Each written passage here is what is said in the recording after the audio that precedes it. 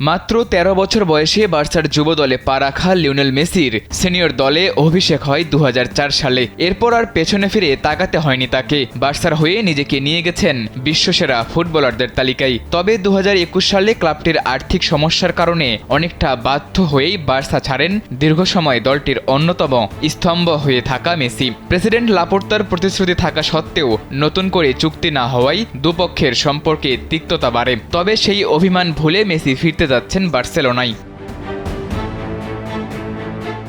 জানা গেছে বার্সেলোনার ১২৫তম প্রতিষ্ঠাবার্ষিকীর অনুষ্ঠানে যোগ দেওয়ার জন্য লিওনেল মেসিকে আমন্ত্রণ জানিয়েছেন বার্সা প্রেসিডেন্ট লাপোর্তা।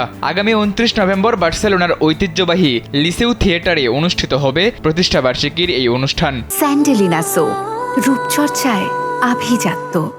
এতে জাভি হার্নান্দেজ, আন্দ্রেস ইনিয়েস্তা এবং পেপ গার্দিওলার মতো বার্সার কিংবদন্তিরাও উপস্থিত থাকতে পারেন। সূত্রে জানা গেছে মেসি এই আমন্ত্রণ গ্রহণ করেছেন এবং অনুষ্ঠানে উপস্থিত হওয়ার ব্যাপারে প্রায় নিশ্চিত। মেসির club inter Miami play of থেকে ছিটকে যাওয়ায় মেজর লিগ সকারের প্রাক মৌসুম প্রস্তুতি শুরুর আগে অবসর সময় কাটাচ্ছেন মেসি। ফলে ২৯ নভেম্বরের অনুষ্ঠানে যোগ দেওয়ার পাশাপাশি তিনি পরদিন ৩০ নভেম্বর লাস পালমাসের বিপক্ষে বার্সার ম্যাচও স্টেডিয়ামে উপস্থিত থেকে উপভোগ করতে পারেন বলে ধারণা করা হচ্ছে।